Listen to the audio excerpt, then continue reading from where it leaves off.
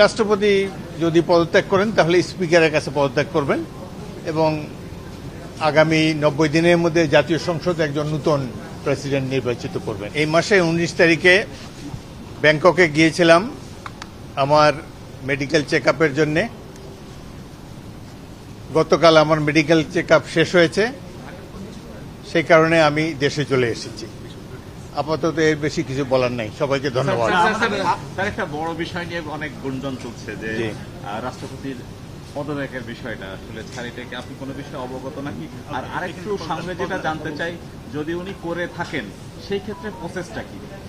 আমি দেশের বাইরে ছিলাম, সুতরাং এখানে কে পদত্যাগ করলো কি করলো আমার কিছুই জানা নেই।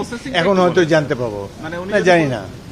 যদি রাষ্ট্রপতি যদি পদত্যাগ করেন তাহলে স্পিকারের কাছে পদত্যাগ করবেন এবং আগামী 90 দিনের মধ্যে জাতীয় সংসদ একজন নতুন প্রেসিডেন্ট নির্বাচিত করবেন। এই হলো সংবিধানের পজিশন।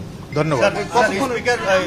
রাষ্ট্রপতি আপনারা যেরকম শুনেছেন আমি সেরকমই শুনেছি। তিনি পদত্যাগ করলে সেই অনুযায়ী তারপর যে ভ্যাকুয়ামটা থাকে সেই জায়গাতে আপনি এটা তো অনুমান নির্ভর প্রশ্ন, সুতরাং উনি কি করবেন না করবেন আমি জানি না। রাষ্ট্রপতি দেশের প্রথম ব্যক্তি। আসার কথা ছিল 26 তারিখে। যে আমার একটু ব্যক্তিগত কাজ আছে,